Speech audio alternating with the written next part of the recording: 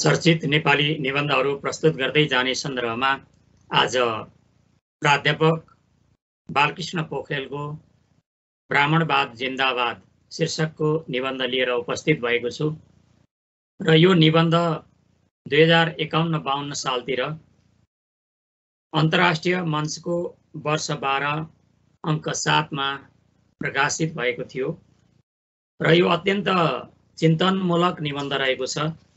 हामी जन्मले गर्दा ब्राह्मण हुने होइन कि कर्मले गर्दा योगदानका आधारमा संसारका सबै मान्छे ब्राह्मण हुन सक्छन् भन्ने यो निबन्धमा गम्भीर चिन्तन र बहस गरिएको छ र यो सबैका लागि मननीय पनि देखिन्छ। ब्राह्मणवाद जिन्दाबाद यो शीर्षक नै अनौठो भएको हुँदा यसले मेरा पाठकहरूलाई तर्साउन सक्छ। पाठक नै लेखकका परमेश्वर भएकाले ती तर्सिनु भनेको म झैँ लेखक बनाउँदाका लागि सर्वस्व गुमाउनु सरह हो भन्ने कथनी अकाटिन पुग्छ। मेरा प्यारा पाठक र मेरो बीच बेबुझ्याइको तुवालो नकोइरी मण्डलियोस् र नदाम म धुम्मियोस् भनी यहाँ म अगावै के बिन्ती बिसाउन तत्परिएको छु भने युग अनुसार जेको पनि परिभाषामा हेरफेर भए झैँ ब्राह्मण अथवा ब्राह्मणवादको परिभाषामा पनि काटछाट हुनु चासो पर्दछ। तर सम्झँदा पनि कटक्क हुने कुरो के हो भने निकै पुरानो मुलुकी ऐनमा जङ्गबहादुरले र ठिक्क पुरानो मुलुकी ऐनमा चन्द्र शमशेरले जेलाई बाहुन ठहर गरेका थिए हामी सोझ नबुझ त्यसैलाई ब्राह्मण घोषित गर्दै या तिनको गुण गाउँदैछौँ या तिनका बारेमा जथानाम फलाका पिचपिच्याएर समाजलाई कुहिर कागे तुल्याउन जगमगाइरहेका छौँ।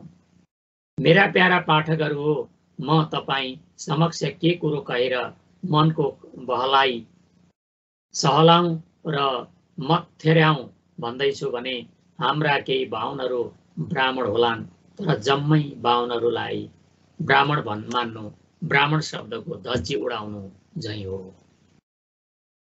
हाम्रा केही बाहुनहरू ब्राह्मण होलान् तर जम्मै बाहुनहरूलाई ब्राह्मण मान्नु ब्राह्मण शब्दको धज्जी उडाउनु नै हो।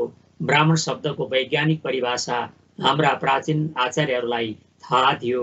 तिनले जिब्रो फड्काएर यसो भनेका छन्, जन्मेका दिन मान्छे शूद्र हुन्छ, संस्कारले त्यसलाई द्विज तुल्याउँछ, लेखपढ जानेपछि ऊ विप्र बन्दछ र ब्रह्मा जानेपछि मात्रै ऊ ब्राह्मण हुन्छ।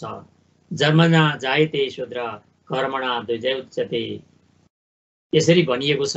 यही कारणले गर्दा जन्मेका आधारमा मान्छे शूद्र हुन्छ, सबै मान्छे शूद्र हुन्छन्, संस्कारले त्यसलाई द्विज तुल्याउँछ, लेखपढ जानेपछि ऊ विप्र बन्दछ र ब्रह्म जानेपछि मात्रै ऊ ब्राह्मण बन्दछ। यस वैज्ञानिक परिभाषाको अनुसार संसारभरिका सबै मानिसहरू द्विज हुन् किनभने आफ्नो रीति स्थिति र कुल आचार मुताबिकको संस्कार विश्वभरिका सबै जनजातिमा पाइन्छ। कहाँसम्म भने हाम्रा समादरणीय दमाई कामी सार्गीहरू पनि द्विज हुन् किनभने तिनका घरमा पनि आफ्नो किसिमले न्वारन पास्ने छेवर छैटी आदि संस्कार सम्पादित हुन्छन्। हाम्रा प्रातस्मरणीय आचार्यहरूले उक्त परिभाषा अनुसार हिन्दूको त कोरै छोडौँ, मुसलमान, इसाई, यहुदी आदि पनि न्वारनपछि स्वतः द्विज बन्दछन्। तर स्मरण रहोस्, द्विज हुँदैमा ब्राह्मण होइँदैन, कारण मान्छेले द्विज भएपछि पनि अझै 2 खुड्किला उक्लनु पर्दछ ब्राह्मण हुनको लागि। द्विज हुँदैमा ब्राह्मण होइँदैन, कारण मान्छेले द्विज भएपछि पनि अझै 2 खुड्किला उक्लनु पर्दछ ब्राह्मण हुनलाई। ब्राह्मण हुन चाहनेले द्विज भएपछि विप्र बन्नु आवश्यक छ। पढेपछि मानिस विप्र बन्दछ। समाजमा सबैभन्दा ठुलो प्रतिशतमा पठित भएको समाज हो नेवार। समाजमा सबैभन्दा ठुलो प्रतिशतमा पठित भएको समाज हो नेवार। नेवारपछि बाहुन समाजलाई र त्यसपछि राजन्य अर्थात् ठकुरी क्षेत्रीलाई हामी मर्यादा क्रमका आधारमा पठित स्वीकार गर्न सक्छौँ। नेवारपछि बाहुन समाजलाई र त्यसपछि राजन्य अर्थात् ठकुरी छेत्रीलाई हामी मर्यादा क्रमका आधारमा पठित स्वीकार गर्न सक्छौँ। तराईको हिसाब किताब अलिक भिन्न छ, कारण त्यहाँ शिक्षा प्राप्त समूह भुरा, बाला, भूमिहार, राजपूत, बाभन र लालाजीका अतिरिक्त अरू अल्पशिक्षित अथवा पठित छन्।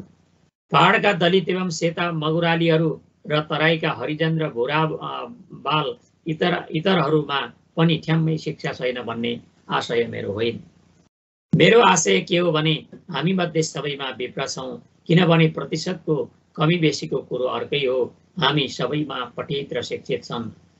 कुरो कसरी निर्खियोलिन्छ भने विप्रत्वको होडबाजीमा बोर्ड फर्स्ट गर्ने नेपाली समाज हो नेवार।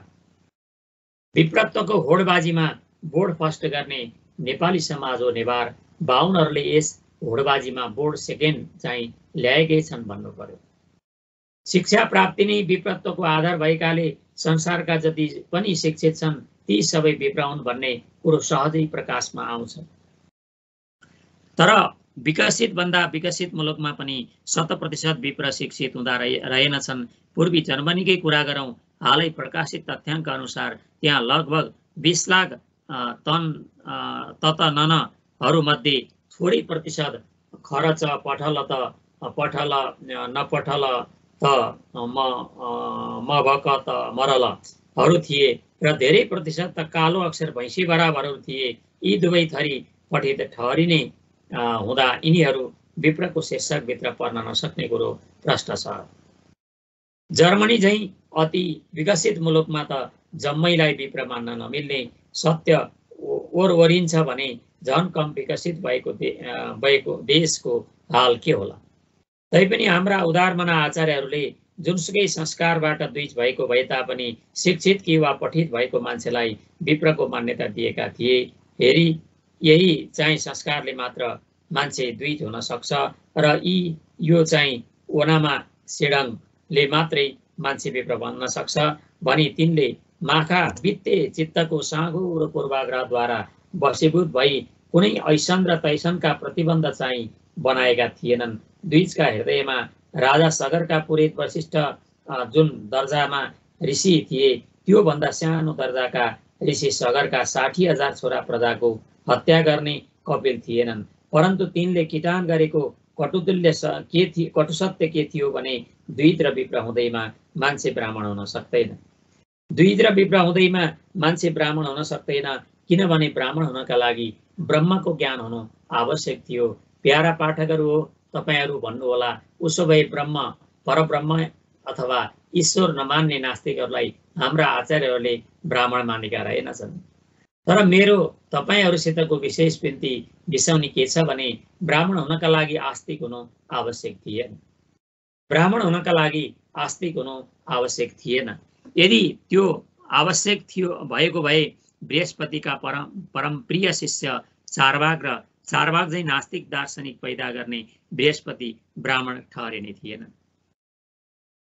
यार पाठक महोदयहरू हो, कुरो टेढिन लाग्यो भने तपाईँ यस के मनुक्से बजियासित के मनुक्से पोखरेल, बालकृष्ण पोखरेलको अर्को नाम पनि हो, यस के मनुक्से बजियासित नतर्सिनुहोस् है।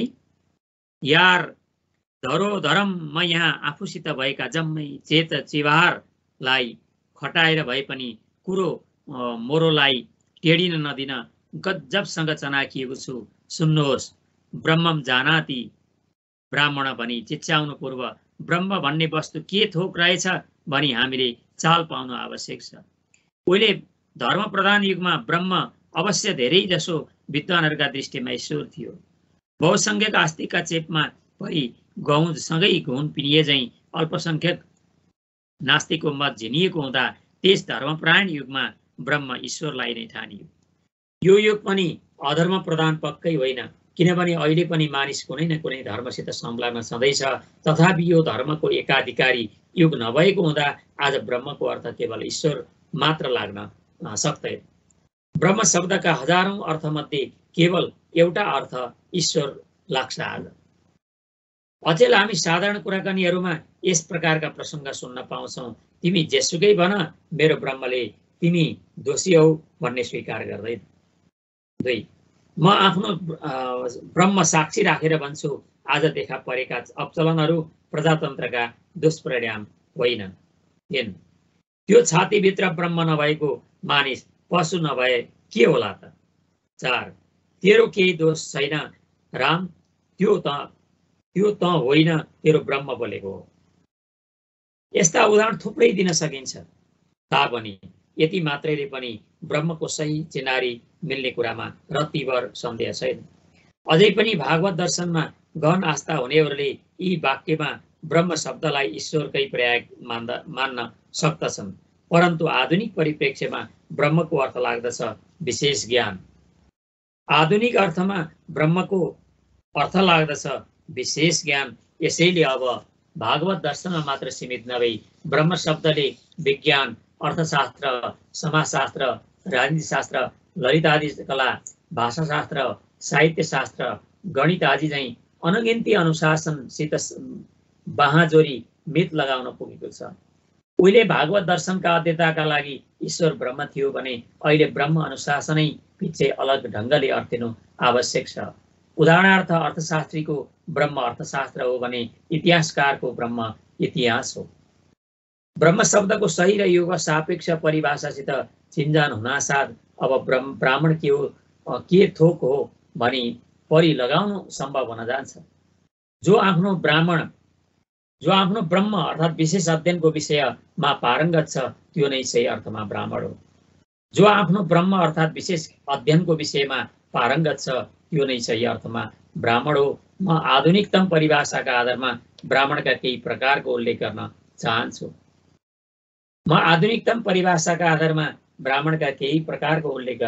चाहन्छु। यहाँ 3वटा प्रकार यहाँ उल्लेख गरिएको छ।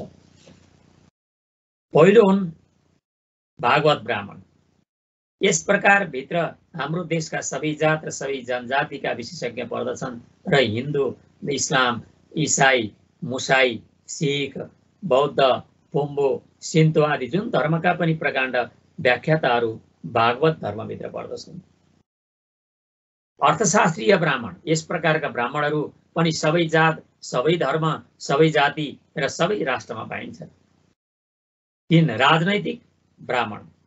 राजनीति शास्त्रको क्षेत्रमा गहन अध्ययन नभएको व्यक्ति जुनसुकै धर्म, वर्ग, जात, जाति वा राष्ट्रको भए पनि यस अर्थमा ब्राह्मण कहलाउन सक्छ। प्रधानमन्त्री, राष्ट्रपति, राजदूतहरू यदि राजनीतिका प्रकाण्ड हुन् भने मात्र ब्राह्मण ठहरिन सक्छन्, नत्र ती केवल विप्र मात्र ठहरिन्छन्। कुनै निरक्षर अथवा अपठित व्यक्ति जनताको विश्वासजित र माननीयको कुर्सीमा बस्न सफल भएको छ भने त्यो राजनीतिको दुईजे मात्र ठहरिन्छ। पढेको पनि छ, शिक्षित पनि छ र विद्वान पनि छ र जनताको विश्वास जितेर प्रधानमन्त्री भएको छ तापनि बाबुको ठेगानै छैन भने त्यो संस्कारहीन ठहरिन्छ र शूद्रमा दरिन्छ। हाम्रा प्राचीन आचार्यहरू त गाईको मासु खाने, त ओमकारभित्र नपर्ने र त बाहुनको छोरो नठहरिने भन्ने कुतर्कको प्रयोग गरेर कसैलाई अब्राह्मण घोषित गर्दैनथे। हाम्रा प्राचीन आचार्यहरू त गाईको मासु खाने, त ओंकारभित्र नपर्ने र त बाहुनको छोरो नठहरिने भन्ने कुतर्कको प्रयोग गरेर कसैलाई अब्राह्मण घोषित गर्दैनथे। राजा रन्तिदेवको दरबारमा प्रतिदिन 2000 गाई काटिन्थे र तिनको मासु ब्राह्मणहरूलाई भोजन गराइन्थ्यो। महाभारत भन्दछ, चोकटाक सकिएपछि आउने ब्राह्मणहरूले झोल खाएर सन्तोष गर्नु पर्थ्यो। महाभारत फेरि भन्दछ, सर्वणवती नामक पवित्र गङ्गा उत्पन्न भएकी हुन्, त्यसरी दिनौं काटिएका गाईको रगतबाट। प्यारा पाठकहरू हो, मैले यहाँ गोवधको प्रचार गर्नका लागि यो पौराणिक दृष्टान्त दिएको होइन। मलाई आफ्नो व्यक्तिगत विचार पोख भनी तपाईहरू भन्नुहुन्छ भने म मेरो ब्रह्मलाई साक्षी राखेर भन्दछु, मैले गाईको मासु खाएँ भने म जिउँदै मरेतुल्य ठहरिनेछु। तर मेरो निजी मान्यतालाई सबैमा लाद्ने अधिकार यस प्रजातान्त्रिक युगमा मलाई भगवानले पनि दिन सक्दैनन्। प्रजातन्त्रमा अल्पमतको पनि कदर हुनुपर्दछ। मेरा आदरणीय सार्की छिमेकीहरू त्यति नै हिन्दू हुन् जति हामी बाहुनहरू हौं। यदि गोवंशीहरू हिन्दू होइनन् भने कुनै विद्वान कुर्लन छ भने त्यसले सार्कीहरूको हिन्दुत्वको अपमान गरेको ठहरिन्छ। सार्कीहरू गोभक्त पनि हुन् र तिनीहरू विभिन्न विषयमा ब्राह्मण अर्थात् विशेषज्ञ पनि भइसकेका छन्। यसैले हामीले हाम्रो धर्मलाई बलियो तुल्याउने हो भने संकीर्ण नारा र अन्ध फलाकाहरूको प्रयोग गर्नु ठिक छैन। यसैले हामीले हाम्रो धर्मलाई बलियो तुल्याउने हो भने संकीर्ण नारा र अन्ध फलाकाहरूको प्रयोग गर्नु ठिक छैन। नीतिकार भारतीयहरूले नीति शतकमा एक ठाउँमा यसो भनेका छन्, जो दान दिन असमर्थ छ, जो भोग गर्न डराउँछ, जसले मित्र पक्षको रक्षा गर्दैन, जो आदेश दिन नसक्ने स्वभावको छ र जसलाई आफ्नो कीर्ति रहोस् भन्ने धोको छैन र जसले ब्राह्मणलाई पालना गर्दैन, त्यो राजाको रैती भएर बस्नु व्यर्थ छ। विस्तार भएले म यो सिंगै सुक्तिको व्याख्या गर्न यहाँ झन् अतत्परिदो छु र केवल त्यसको एक अंश ब्राह्मणको पालनामा बारे मात्र स्पष्टीकरण दिन गइरहेको छु। प्रश्न उठ्छ, भारतीयहरूले किन अरू जातिको पालन हुनु पर्नेतिर ध्यानै नदिई केवल ब्राह्मण जातिको मात्रै पालन हुनुपर्छ भने यसको उत्तर सरल छ। भारतीयहरूलाई थाहा थियो ब्राह्मण भनेको बाहुनको छोरो होइन। भारतीयहरूलाई थाहा थियो ब्राह्मण भनेको बाहुनको छोरो होइन, उर्वशी नामकी वेश्याको छोरो वशिष्ठ, दुई बाबु बृहस्पति र उतथ्य मध्ये कुन चाहिँको छोरो हो भन्ने ठहर लाग्न नसकेका भरद्वाज, मदिनीको छोरो वेदव्यास आदि महापुरुषहरूको जन्म उच्च स्तरीय नभए तापनि आफ्ना महान गुणले गर्दा ती ब्राह्मण हुन सफल भएका थिए। उनलाई थाहा थियो क्षेत्रीय कुलमा जन्मिएका विश्वामित्र कसरी ब्रह्मर्षि हुन सफल भएका थिए र कसरी व्याधाको कुलमा जन्मिएको रत्नाकरले वाल्मीकि हुन सफलता पाएको थियो। यति मात्र होइन, हाम्रो पूर्वीय शास्त्र यसो भन्दछ, देव जाति र विप्र जातिले आफूलाई शर्मा भन्न, ठकुरी र क्षेत्रीले वर्मा भन्नु, वैश्यले कि गुप्त कि भूति भन्नु र शूद्रले दास भन्नु। यस उदाहरणले के कुरो स्पष्टाउँछ भने कवि कुल गुरु कालिदास शूद्रदासबाट उन्नति गरेर भवभूति नामक कवि वैश्य भूतिबाट उत्थान गरेर एवं ज्योतिष शास्त्रका प्रकाण्ड आचार्य ब्रह्मगुप्त पनि वैश्य गुप्तबाट प्रवरता हासिल गरेर ब्राह्मण भएका रहेछन्। यी सारा कुरा बुझेको महामना भारतीयहरूले ब्राह्मणलाई पालन गर्नुपर्छ भनेर भन्नुको तात्पर्य हो विशेषज्ञको कदर गर्नुपर्दछ। ब्राह्मणलाई पालना गर्नुपर्दछ भनेर भन्नुको तात्पर्य हो विशेषज्ञको कदर गर्नुपर्दछ। हुन पनि जुन देशको सरकार र त्यहाँका नेताले विशेषज्ञको कदर गर्दैनन् र आफैलाई सर्वज्ञ ठानेर शासन चलाउन चाहन्छन्, तिनले देशको भविष्यलाई डुबाउँछन् भन्ने कुरामा शङ्का छैन।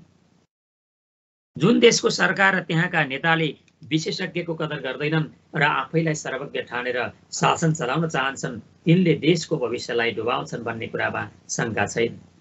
आज मगर, गुरुङ, तामाङ, राई, लिम्बू आदि समस्त जनजातिबाट प्रशस्त मात्रामा ब्राह्मण विशेषज्ञको उत्पादन गरेर देशलाई विकासको होडबाजीमा अग्रपङ्क्तिमा लानु परेका बेला हाम्रा केही सर्वमान्यहरूले ब्राह्मणवादको विरोधमा भाषण गरेको सुन्दा मलाई ती महोदयहरू साँच्चै नै ब्राह्मण विशेषज्ञ होइनन् कि भन्ने शङ्का लागेको छ।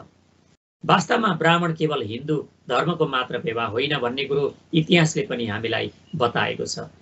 पाली भाषामा लेखिएको धम्मपद नामक पवित्र ग्रन्थ अनुसार बौद्धहरूका पनि ब्राह्मण हुन्थे। त्यहाँ आदर्श ब्राह्मण कस्तो हुनुपर्छ भन्ने बारे चर्चा बम्मन बग्गो भन्ने अध्यायमा छ। यसै गरी रोमनहरूका पुजारीहरूमध्ये एक थरी ब्राह्मण फ्लामेन हुन्थे। भारोपेले भाषा विज्ञानको विद्यार्थीले सहजै चाल पाउन सक्छ, फ्लामेन भनेको ब्राह्मण नै हो। यदि ती सर्वमान्यहरू ब्राह्मण विशेषज्ञ भएका भए देशमा विशेषज्ञको खाँचो भएका बेलामा ब्राह्मणवादको निन्दा गर्ने थिएनन्। बरु ब्राह्मण शब्दको योग सुहाउँदो परिभाषा दिएर नेपालका चारै जात 36 वर्णहरूलाई ब्राह्मण अर्थात् विशेषज्ञ उत्पन्न गर्ने निर्देशन दिने थिए। सर्वमान्य भनेको त असाधारण ब्राह्मण हो। यो लाखौं लाख नेपालीको मुटुको स्पन्दनसँग घेरिएको एक पवित्र वस्तु हो। त्यसले देशको निम्ति केही त्याग नगरी पक्कै हामीले त्यसलाई सर्वमान्य तुल्याएनौँ। यदि त्यसो हो भने स्वयं आफूलाई पनि नवीन परिभाषा अनुसार ब्राह्मण स्वीकार गरेर हाम्रा सम्पूर्ण सर्वमान्यहरूले आफ्नो सर्वमान्यताको इज्जतको सुरक्षा गर्न सक्नुपर्दछ। वास्तवमा नेपालमा देखा परेको वाद साँच्चै नै ब्राह्मणवाद नभएर विप्रवाद। वास्तवमा नेपालमा देखा परेको वाद साँच्चै नै ब्राह्मणवाद नभएर विप्रवाद हो।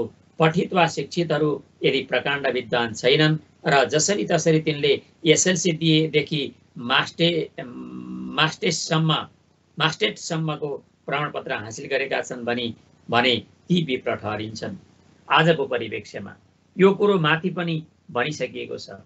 हाम्रो जनसङ्ख्यालाई हचुवा किसिमले वितरण गर्दा सर्वाधिक सङ्ख्या बहुल क्षेत्री ठकुरी, त्यसपछि खस कुरेली बाहुन, त्यसपछि मैथिलीभाषी, त्यसपछि भोजपुरी भाषी, त्यसपछि थारू, त्यसपछि समस्त तामाङ, त्यसपछि नेवार, त्यसपछि मात्र अन्य जात जातिहरू आउँछन्। परन्तु विप्रत्वको आधारमा हेर्ने हो भने पहिलो स्थानमा नेवार पर्दछन्, दोस्रोमा खस कुरेली अर्थात् बाहुन, तेस्रोमा क्षेत्री ठकुरी, चौथोमा मैथिलीभाषी र त्यसपछि मात्रै अरू जात जातिहरूको सङ्ख्या आउँछ। उच्चतम विप्रत्व भएका आधारमा विप्र हुनुको फाइदा पनि सर्वाधिक धेर प्रतिशतमा नेवारले, त्यसपछि बाहुनले र त्यसपछि मात्र क्षेत्री आदिले उपलब्ध गर्नु स्वाभाविकै छ। विप्रत्वलाई टेर पुच्छर नलाई भए पनि ठिकै नभए पनि ठिकैको आधारमा व्यापारमा अघि बढिरहेका छन् मत्रयः, मारवाडी, मुसलमान र मनाङ्गेहरू। सैनिक सेवाको उच्चतम पदाधिकारीको पद पृथ्वीनारायण शाहको पालादेखि आजसम्म राजन्य अर्थात् क्षेत्री ठकुरी विप्रहरूको एकाधिकारमा रहिआएको छ। प्रहरी सेवाका उच्चतम पदमा भने अपवादका रूपमा राजन्य इतरहरूको पनि मौका पाएको देखिन्छ।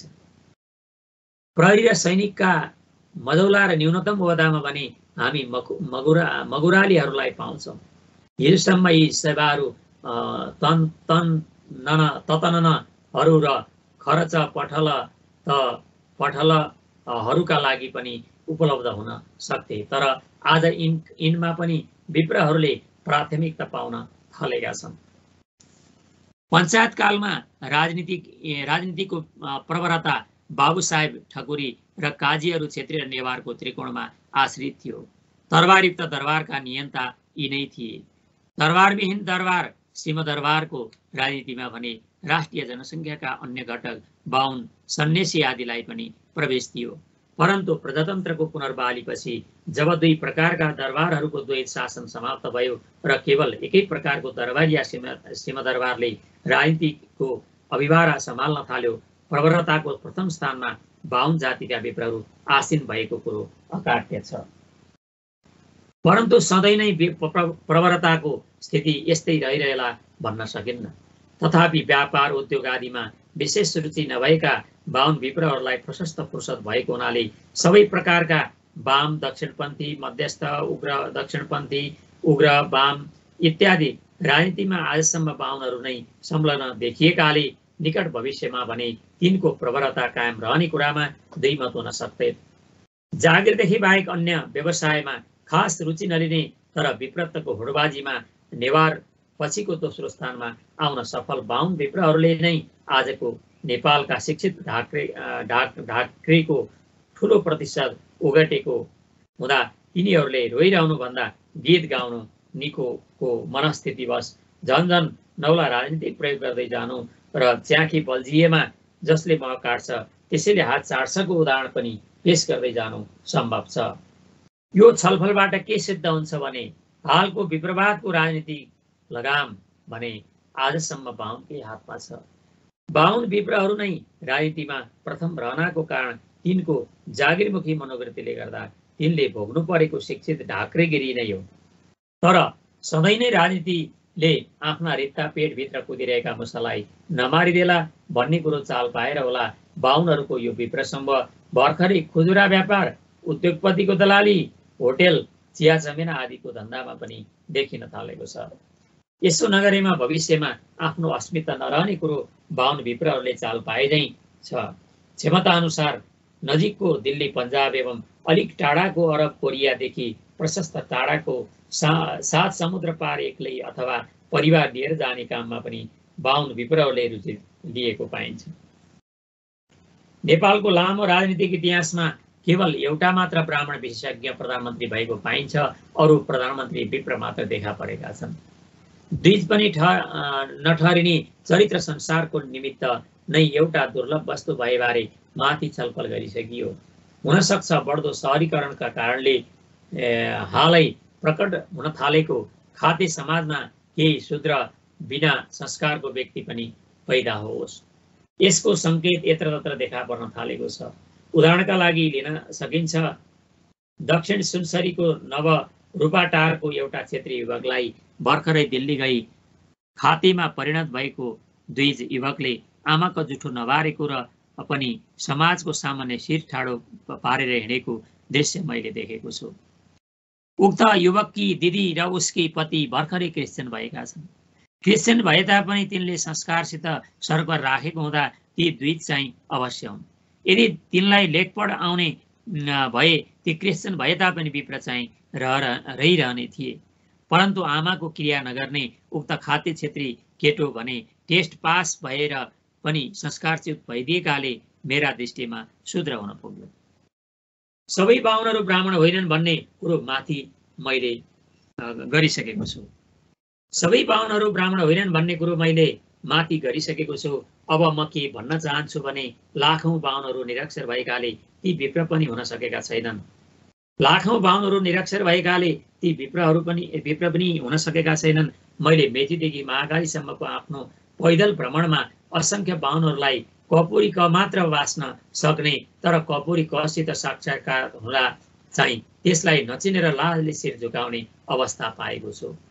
तिनका श्रीमतीले त क नचिनिएकामा यसरी आफूलाई गौरवान्वित ठानेको पनि पाएको छु। छि, कस्तो कुरो गरेको। कख पढ्ने काम हामी आइमाईको कहाँ हो र? छि, कस्तो कुरा गरेको। कख पढ्ने काम हामी आइमाईको कहाँ हो र? मेरो अनुमानमा नेपालमा लगभग 5 लाख बाहुनहरू विप्र पनि हुन नसकी केवल द्विजको जीवन बिताउँदैछन्। तिनको प्रमुख कार्य भरिया आउनु, कोदालो चलाउनु, हलो जोत्नु र नारी भएमा ढिकी जाँतो गर्नुमा सीमित छ। यसरी विप्र पनि हुन नसकी द्विजत्वमा रहन भुलिरहेको बाहुन समाजलाई ब्राह्मणको उपाधि दिनु ब्राह्मण शब्दको धज्जी उडाउनु हो। द्विज, विप्र र ब्राह्मणको यस प्रकारको स्पष्ट भेदलाई उपेक्षा गरेर यी तिनैलाई समानार्थी ठान्नु सत्यको घाँटी निमट्नु सरह हो। यी तीन थरीलाई बाहुन समाजको पेवा ठान्नु त झन् दिउँसै रात पार्नु सरह हो।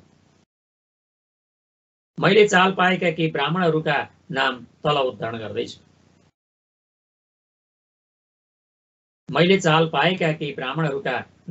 उद्धरण गर्दैछु। आइन्स्टाइन क्रिस्चियन हुन्, न्युटन क्रिस्चियन हुन्, महात्मा गान्धी हिन्दू हुन्, रविन्द्रनाथ ठाकुर हिन्दू हुन्, स्वर्गदारी महाप्रभु छेत्री हिन्दू हुन्, राधाकृष्ण सर्वपल्ली हिन्दू हुन्, डाक्टर अम्बेडकर हिन्दू हुन्, जवाहरलाल नेहरू हिन्दू हुन्, मोहम्मद हजरत मुसलमान हुन्, ईसा मसीह क्रिस्चियन हुन्, विश्वेश्वर प्रसाद कोइराला हिन्दू हुन्, लक्ष्मीप्रसाद देवकोटा हिन्दू हुन्, जर्ज बनार्ड शाह क्रिस्चियन हुन्, योगी नारायणनाथ हिन्दू हुन्, नयराज पन्त हिन्दू हुन्, डाक्टर कमल प्रकाश मल्ल हिन्दू हुन्, डाक्टर हर्कबहादुर गुरुङ बौद्ध हुन्, स्वामी प्रपन्नाचार्य हिन्दू हुन्, कार्ल मार्क्स यहुदी हुन्, सिगमन्ड फ्राइड यहुदी हुन्। मलाई लाग्छ यति 20 जना ब्राह्मणहरूको उदाहरण दिएपछि अरू थप ब्राह्मण दिनु पर्यो। माथि उल्लेखित ब्राह्मणहरू सबै एकै तह र एकै श्रेणीका अवश्य होइनन्, तापनि ती विशेष ज्ञानका साधक भएकाले आफ्नो विषय ब्रह्मका प्रकाण्डका नाताले अवश्य ब्राह्मण हुन्। केही वर्ष पूर्वसम्म प्रजातन्त्र साप्ताहिकले नेपालका राष्ट्रिय प्रतिभा भनेर केही व्यक्तिहरूको नाम प्रकाशित गरेको थियो। त्यसमा मेरो नाम पनि समाविष्ट थियो। म स्वयं चाहिँ एक साधारण विप्र मात्रै हुँ आफ्ना दृष्टिमा। अत सो साप्ताहिकले प्रकाशित गरेको नामावलीबाट प्रेमपूर्वक आफ्नो नाम हटाएर बाँकी सबैलाई ब्राह्मण स्वीकार गर्न म तयार छु। मेरा पाठकहरू हो, अब तपाईहरूले थाहा पाउनुभयो होला मैले किन ब्राह्मणवाद जिन्दाबादको नारा फलाकेको रहेछु। मेरो के विश्वास छ भने ब्राह्मणको कदर नभएकोले नै हाम्रो देशको हालत यस्तो दयनीय भएको। ब्राह्मणको कदर नभएकाले नै हाम्रो देशको हालत यस्तो दयनीय भएको हो। म तपाईहरूलाई आह्वान गर्दछु, अब उपरान्त हामी राष्ट्रको जुनसुकै क्षेत्रमा पनि ब्राह्मणसित सल्लाह नगरी एक पाइलो पनि अघि नसारौँ। ब्राह्मणसित परामर्श नलिई कुनै काम गर्नु र आँखा चिम्लेर हवाईजहाज हाँक्नु एकै प्रकारको कार्य हो। आँखा चिम्लेर हवाईजहाज हाँकेको कल्पना गर्दा पनि हाम्रो आङ जुरुङ्ग गर्दछ, तर आश्चर्य, हाम्रो देशको मुटु ठान्ने सिंहदरबार भने ब्राह्मणहरूका परामर्श बिना नै राष्ट्ररूपी हवाईजहाज उडाउने कार्य गर्दैछ। हाम्रो देशको मुटुमा ठानिने सिंहदरबार भने ब्राह्मणहरूका परामर्श बिना नै राष्ट्ररूपी हवाईजहाज उडाउने कार्य गर्दैछ। परिणामस्वरूप एकपछि अर्को गर्दै थुप्रै घोटाला र थुप्रै अपचलनहरू हुँदैछन्। यस्तो अन्यलको अवस्थामा देशमा भएभरका ब्राह्मणहरूलाई भेला गरेर तिनीहरूको विशेष ज्ञानका आधारमा राष्ट्रलाई अघि बढाउने संस्कारको थालनी गरी हाल्नु आवश्यक छ। नत्र आगा लागि झुपडी डेढ घडी भद्राको परिणाम हामीले झन नराम्ररी भोग्दै जानुपर्नेछ।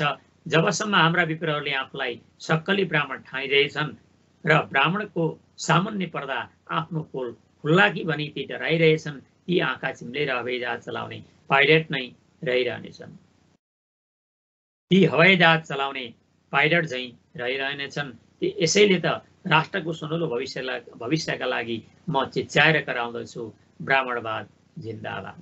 यसैले त राष्ट्रको सुनौलो भविष्यका लागि म चिच्याएर कराउँदैछु, ब्राह्मणवाद जिन्दाबाद। धन्यवाद।